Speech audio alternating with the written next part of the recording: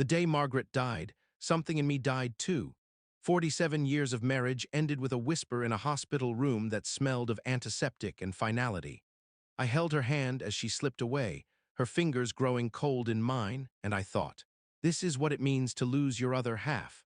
The doctor said something about cardiac arrest, about how they'd done everything they could, but his words washed over me like waves over stones. All I could focus on was Margaret's face, peaceful in a way it hadn't been during those final months of suffering. Cancer is a cruel thief. It had stolen her vitality inch by inch, but in death, she looked like herself again. I called our daughter Elaine first. She lived in Boston, a 6-hour drive from our home in rural Pennsylvania. Margaret and I had moved to this little farmhouse after my retirement from the steel mill, fulfilling a lifelong dream of country living. Elaine had never approved of the move, calling it isolated and impractical at your age. But Margaret had loved it here, the garden she'd planted, the porch swing where we'd watch the sunset, the quiet that wrapped around us like a comfortable blanket. "Elaine," I said when she answered, my voice cracking. "Your mother's gone." Silence on the line, then a sharp intake of breath. "When? 20 minutes ago, I'm still at the hospital." Another pause. "I'll start making arrangements. Don't worry about anything, Dad." Something in her tone should have warned me, too businesslike, too controlled. But grief clouded my perception. I was grateful for her efficiency, for having someone to lean on in that moment of utter devastation. "Thank you, sweetheart," I managed. "I appreciate that. Robert and I will handle everything," she said, referring to her husband of 15 years. "You just focus on yourself right now." I remember hanging up and sitting in that hospital corridor, staring at the scuffed linoleum floor, wondering how the world could still exist when Margaret didn't. A nurse brought me coffee I didn't drink. The hospital chaplain said words I didn't hear. Eventually, I drove home to our empty farmhouse and sat in Margaret's chair, inhaling the fading scent of her perfume until exhaustion claimed me. The next few days passed in a blur. Elaine called with updates about the funeral arrangements. She'd selected a funeral home in Boston. "It makes more sense, Dad," she'd explained. "Most of Mom's friends from college are there, and Robert's family, and it's easier for everyone to get to than your place in the middle of nowhere." I didn't have the energy to argue, though something about it felt wrong. Margaret had loved our little town, had made friends with the librarian and the woman who ran the bakery and the retired teacher who lived down the road. But Elaine was handling everything, and I was adrift in grief. "We're thinking Thursday for the service," she said. "Does that work for you?"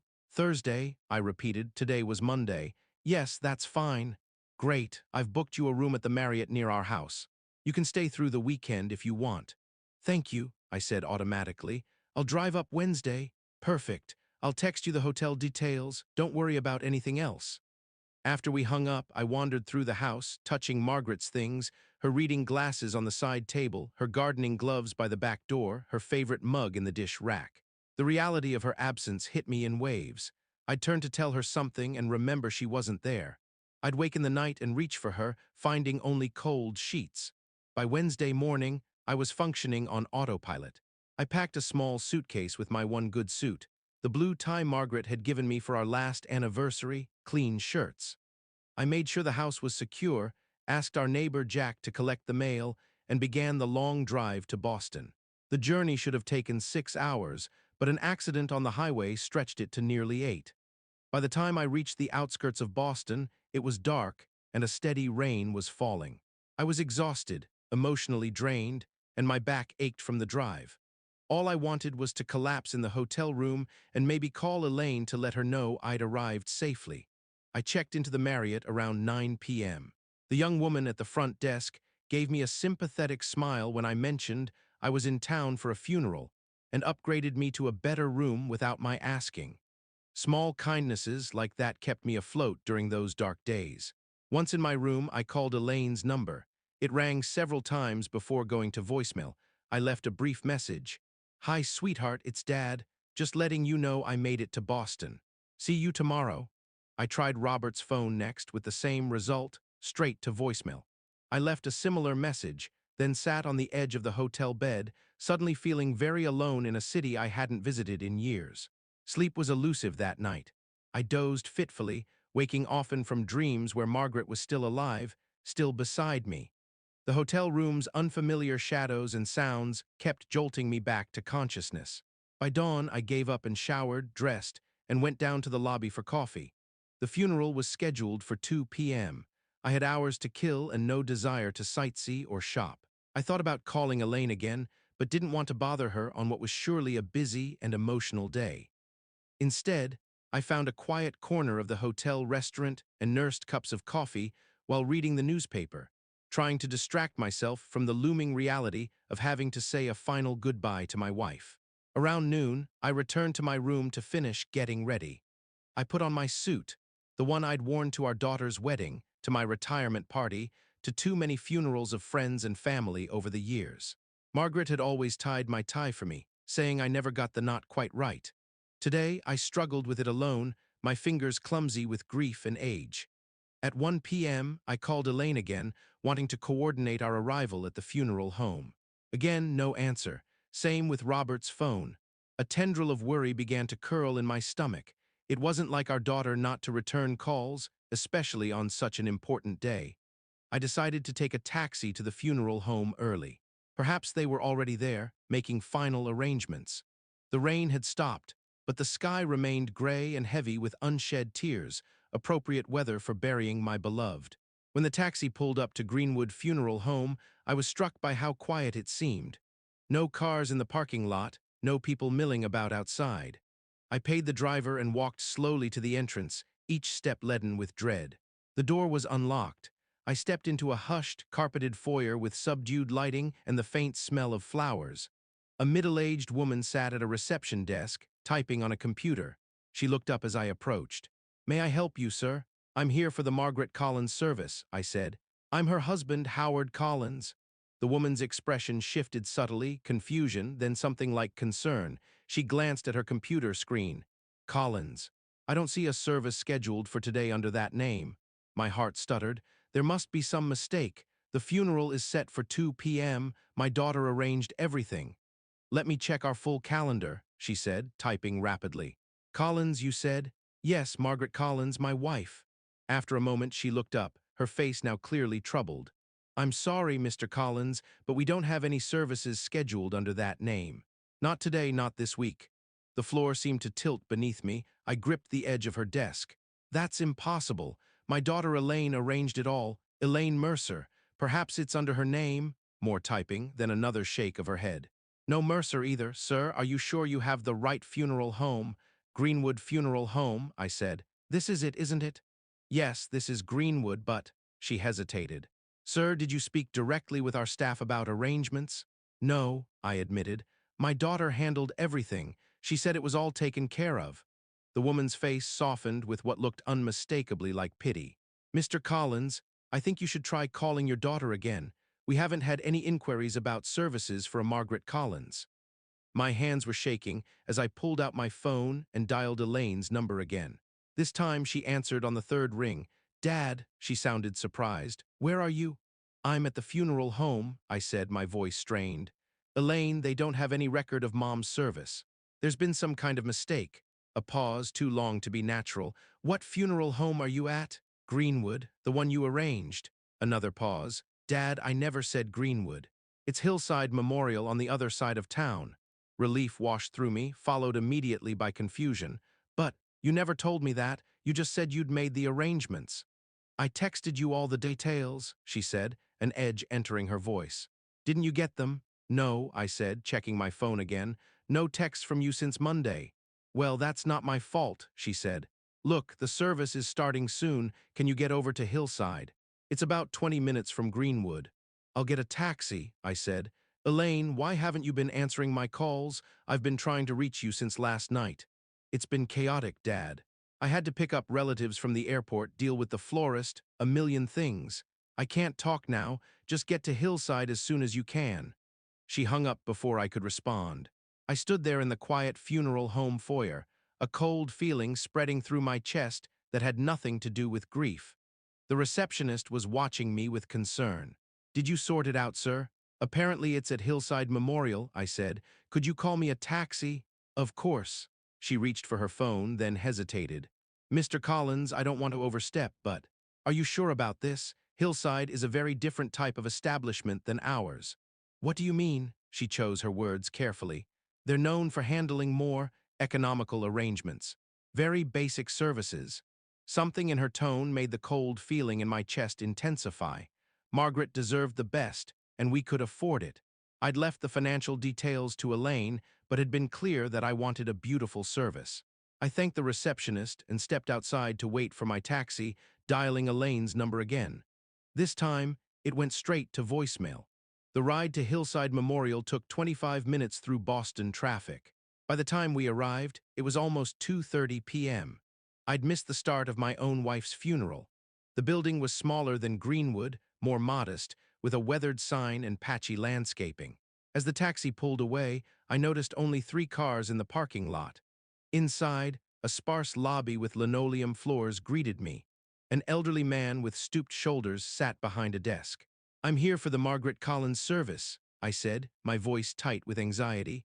"Down the hall, last door on the left," he replied without looking up from his crossword puzzle. I hurried down the corridor, my footsteps echoing. When I reached the door, I paused, gathering myself before entering. I could hear no sounds from within, no music, no voices, nothing to indicate a funeral in progress. I opened the door to find a small, plain room with about a dozen chairs. Only 4 were occupied. Elaine and Robert sat in the front row, with an older couple I recognized as Robert's parents behind them. No other mourners. No flowers except a single small arrangement on a table at the front. And on that table, a simple wooden box, not a casket, an urn. They all turned as I entered, and the look on Elaine's face, a flash of something like guilt quickly masked by solemn grief, told me everything. "Dad," she said, rising, "you made it." "What is this?" I asked, my voice barely audible. "Where is everyone? Where is—" I couldn't finish the question. Robert stood too, placing a hand on Elaine's shoulder. "Howard, we were just about to begin the memorial. Please join us." I didn't move. "Where is your mother's body?" The silence that followed was deafening. Finally, Elaine spoke, her voice unnaturally controlled. "Mom was cremated yesterday, Dad. We decided it was for the best." "We," I repeated. "We who? I never agreed to cremation. Your mother wanted to be buried next to her parents in the cemetery plot we purchased years ago." "Dad, please." Elaine glanced at the officiant, a man I hadn't even noticed standing quietly in the corner. "Can we discuss this later? We're in the middle of the service." "What service?" I gestured to the nearly empty room. "Where are her friends, our family, Cousin Ruth, the neighbors? Did you notify anyone at all?" Robert stepped forward.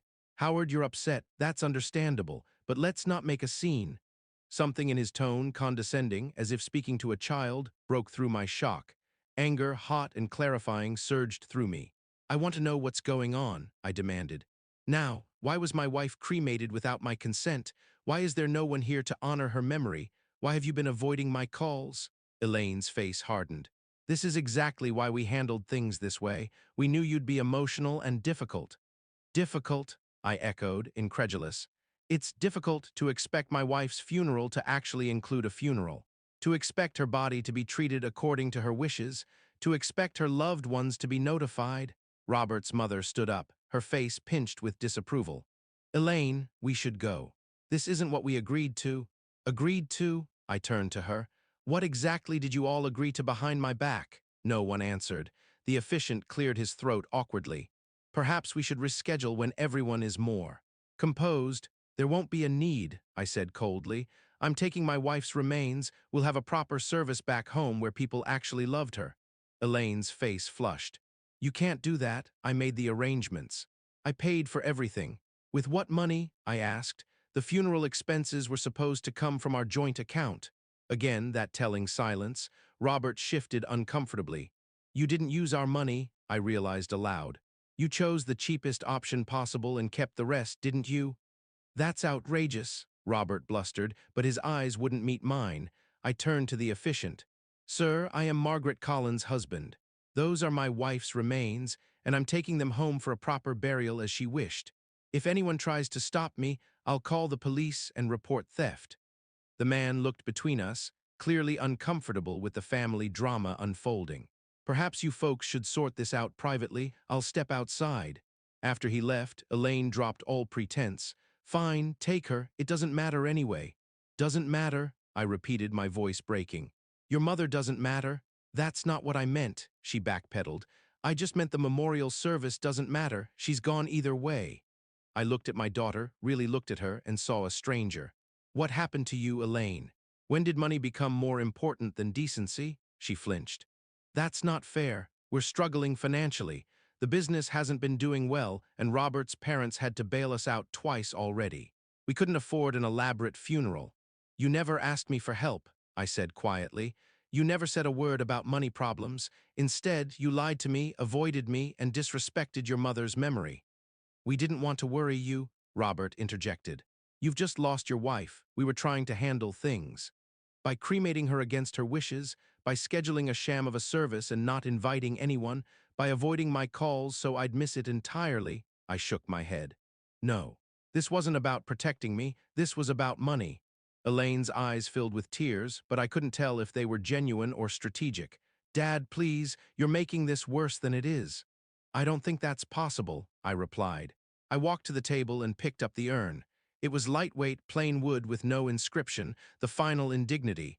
I'm taking your mother home, don't follow me. Dad, wait, Elaine called as I reached the door. Can we at least talk about this? Maybe tomorrow, when everyone's calmer. I turned back, the urn clutched to my chest. Do you remember what you said when I called to tell you your mother had died? Your first words, she shook her head, looking confused.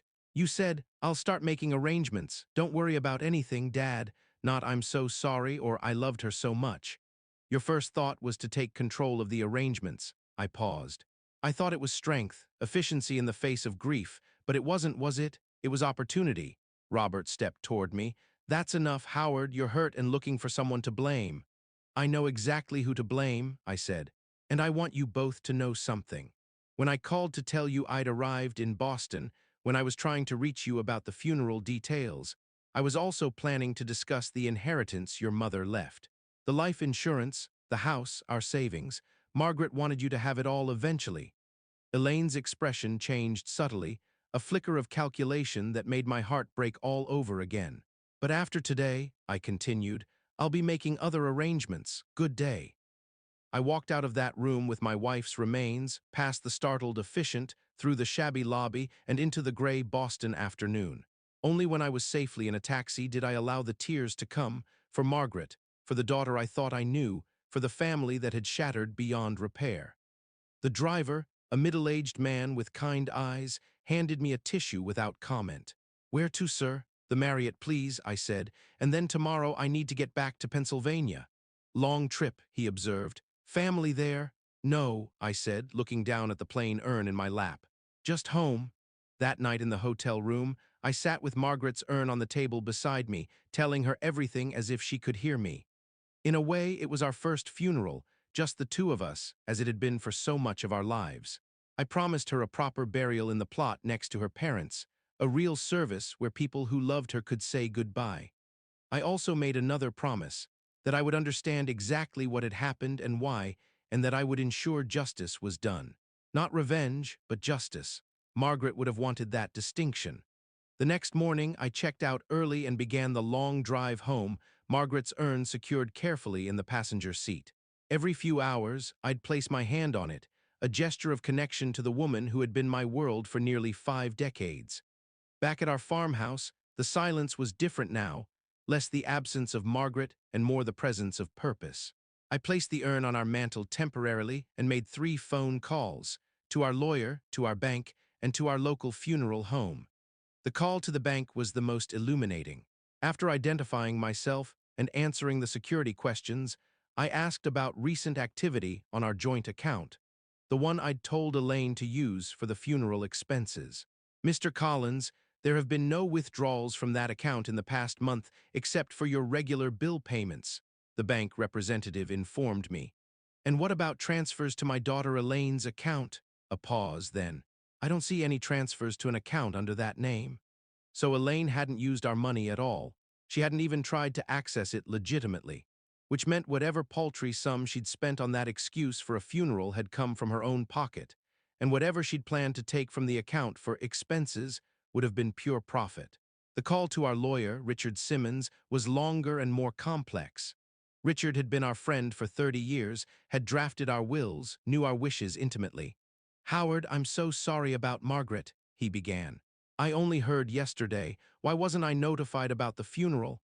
"That's part of what I need to discuss with you," I said, and proceeded to tell him everything. Richard's indignation matched my own. "This is outrageous. Cremation without spousal consent is a serious matter. And the financial aspects. Howard, I think we need to meet in person. How soon can you come to my office?" "Tomorrow morning," I said. "There's something else I need to do first." That something was arranging a proper memorial for Margaret. I drove to Oak Ridge Funeral Home in our town and spoke with the director, Michael Turner, a dignified man about my age who had handled many of our friends' services over the years. "I want to do right by her," I explained after telling him the abbreviated version of what had happened. "A beautiful service, an announcement in the paper, everything she deserves." "We can absolutely help with that," Michael assured me. "And regarding the urn, you mentioned Margaret wanted traditional burial." "Yes, in the family plot in Greenfield Cemetery. We purchased the spaces years ago. We can arrange for the transfer of her ashes to a burial urn and handle the interment. Would you like to select something now?" He showed me a catalog of options, and I chose a handcrafted ceramic urn with hand-painted wildflowers, Margaret's favorite. It was expensive, but I didn't care. This would be done right, with dignity and love. We scheduled the memorial for the following Saturday, giving time for the announcement to run in the paper and for friends to make arrangements to attend. Michael promised to handle everything with the utmost care. As I drove home, my phone rang. Elaine's name appeared on the screen. I almost didn't answer, but something told me I should hear what she had to say. "Dad?" Her voice was tentative. "Are you back home?" "Yes," I replied without elaboration. "I've been thinking about what happened and I owe you an apology. We handled things badly." "Yes, you did." A pause. "It wasn't about the money, Dad, not entirely. We thought a simpler service would be easier on everyone, less emotional." The lie was so transparent it almost made me laugh. "Elaine, don't insult my intelligence. It was absolutely about the money. What I don't understand is why you didn't just ask for help if you needed it." "Would you have helped?" she countered, a defensive edge entering her voice. "Of course I would have. You're my daughter. Margaret and I would have done anything for you. Except trust me to handle Mom's funeral," she said bitterly. "I did trust you," I reminded her. "I let you make all the arrangements. You're the one who betrayed that trust." She was silent for a moment. "What happens now?" "I'm arranging a proper service for your mother here in Pennsylvania, Saturday at 2 p.m. at Oak Ridge Funeral Home. You're welcome to attend, though I understand if you can't make it on short notice." "Dad, she hesitated. "Can we talk about the financial stuff when I come, the inheritance and everything?" And there it was, the real reason for her call. Not reconciliation, not genuine remorse, but money. Again. "There's nothing to discuss," I said flatly. "I've already spoken with our lawyer. Changes are being made to reflect recent events." "What does that mean?" Her voice rose an octave. "You're cutting me out?" "It means I'm making arrangements that ensure your mother's wishes are respected and that the money she worked so hard to save is used appropriately." I paused. "Goodbye, Elaine." I hung up before she could respond, my heart heavy but my resolve strengthened. The next morning, I met with Richard at his office in town. "I've been reviewing the options," he said after we exchanged greetings. "Your current will leaves everything to Elaine after both you and Margaret are gone. We can change that today if you wish." "I do," I confirmed, "but I don't want to disinherit her completely." "That's not what Margaret would want," Richard nodded. "What did you have in mind?" "A trust," I said, having thought about it carefully. "I want to set up a trust that provides Elaine with a modest income but preserves the principal. And I want most of our estate to go to causes Margaret cared about, the library, the women's shelter she volunteered at, scholarships for nursing students at the community college." "That's very doable," Richard said, making notes. "What about the house?" I looked out his office window at the main street of our small town, where Margaret and I had walked countless times, greeting neighbors, shopping at the local businesses. "I want to donate it as a residence for nursing students at the hospital. Margaret always talked about how hard it was for them to find affordable housing in the area." Richard smiled sadly. "She would have loved that idea." We spent the next 2 hours drafting the new will and establishing the framework for the trust. When we finished, I felt a weight lift from my shoulders. This was justice, not revenge, honoring Margaret's values while protecting her legacy from being squandered. One more thing, I said as we wrapped up. I want to understand exactly what happened with the cremation. Is there any legal recourse? Richard's expression grew serious. There might be. Funeral homes are required to obtain proper authorization for cremation, typically from the next of kin, which would be you, not Elaine. If they proceeded without your consent, that's a serious violation. I want to pursue it, I said firmly, not for money but for accountability. I'll make some inquiries, he promised. Boston isn't my jurisdiction, but I have colleagues there who can help. The days leading up to Margaret's memorial service were busy with preparations. I wrote the obituary myself, a loving tribute to her life as a nurse, a volunteer, a wife, a mother, and a friend to many. I selected photos for a display at the service. Margaret in her nursing graduation uniform, on our wedding day, holding newborn Elaine in her garden last summer. I contacted friends and neighbors, Margaret's former colleagues, distant relatives. To my surprise, many had already heard about her passing but had no information about a funeral. "We've been waiting to hear," said Ruth, Margaret's cousin from Philadelphia. "I kept checking the papers, calling around. It was so strange." The depth of Elaine and Robert's deception became clearer. They hadn't notified anyone, presumably to avoid questions about the hasty, minimal arrangements. They had tried to erase Margaret quietly, cheaply, with no witnesses. The day before the memorial, I received a call from Richard. "Howard, I've heard back from my colleague in Boston. She's looked into the cremation issue. What did she find? The cremation authorization form at Hillside Memorial bears your signature." My blood ran cold. "That's impossible. I never signed anything." "That's what I thought," Richard said grimly. "She's obtained a copy. It's a fairly obvious forgery, nothing like your actual signature on file with us. This is serious, Howard, fraud at minimum, possibly criminal. What do we do next?" "My colleague has already filed complaints with the State Funeral Board and the District Attorney's Office. They'll investigate. Do you want to pursue civil action as well?" I thought about it, about what Margaret would want. "Let's see what the official investigation finds first. I don't want money from them. I want accountability." Saturday dawned clear and warm, the kind of spring day Margaret would have loved. I arrived at the funeral home early to ensure everything was perfect. Michael had done a beautiful job, flowers everywhere, the photo displays arranged with care, the guest book ready at the entrance. The ceramic urn with its painted wildflowers sat on a small table at the front, surrounded by Margaret's favorite roses from our garden. People began arriving an hour before the service, so many that extra chairs had to be brought in. Margaret had touched more lives than even I had realized. Former patients came to share stories of her kindness during their darkest hours. Neighbors brought covered dishes for the reception afterward. The women from her quilting circle arrived together, each wearing a scarf Margaret had made for them.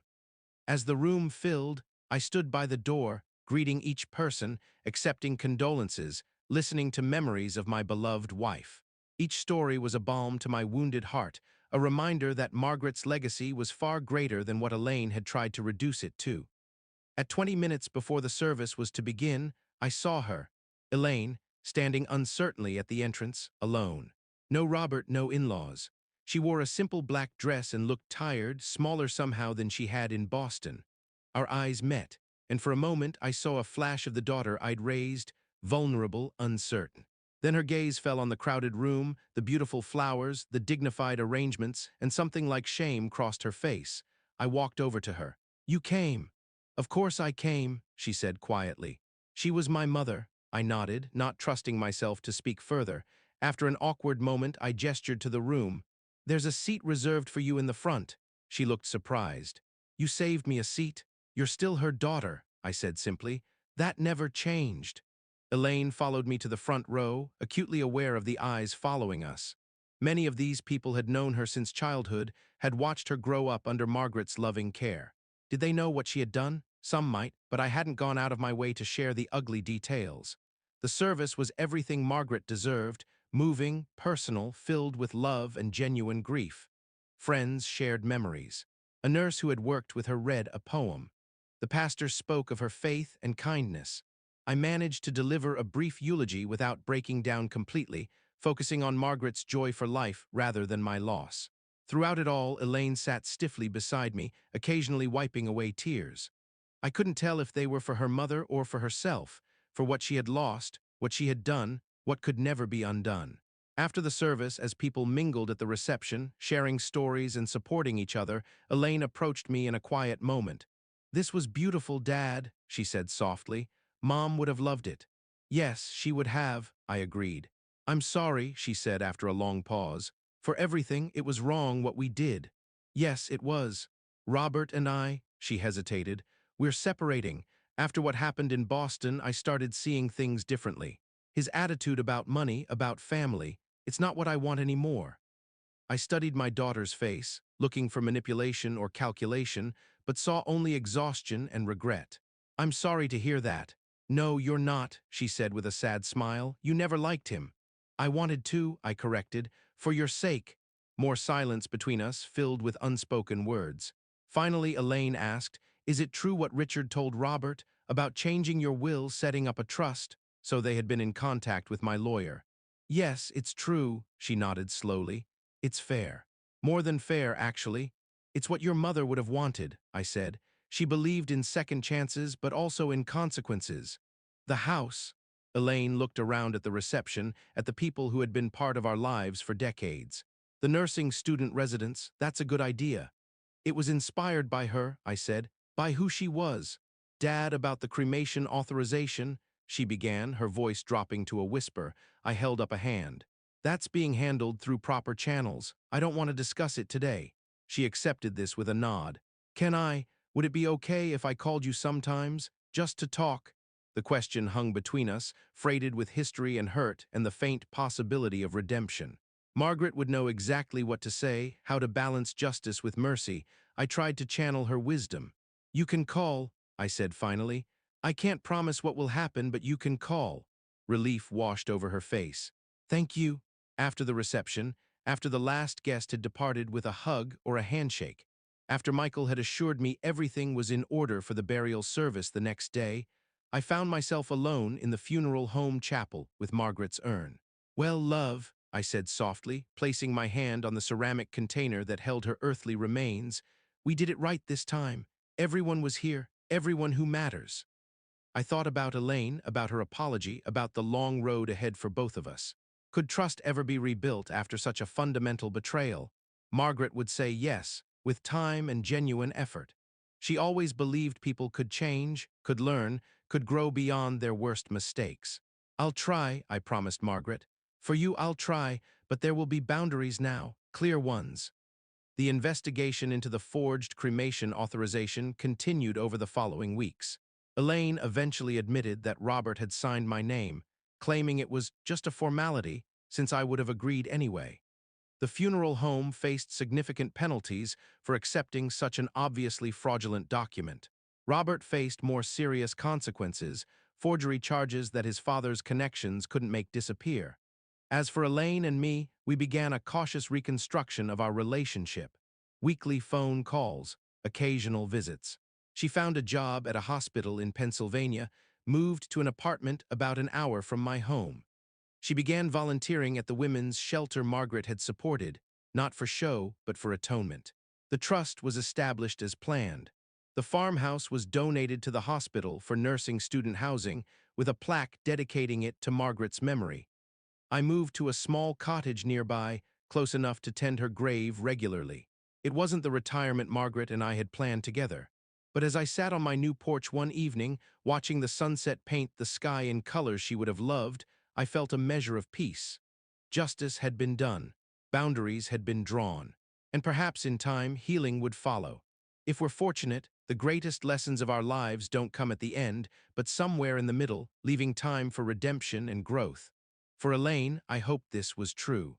For myself, I was learning to live in a world without Margaret, while honoring everything she had taught me about forgiveness, accountability, and the complex nature of love. And sometimes, in the quiet moments between dusk and darkness, I could almost hear her whisper, "You did good, Howard. You did just right." If you like this story, please like this video, subscribe to the channel, and share your impressions of this story in the comments. To listen to the next story, click on the box on the left.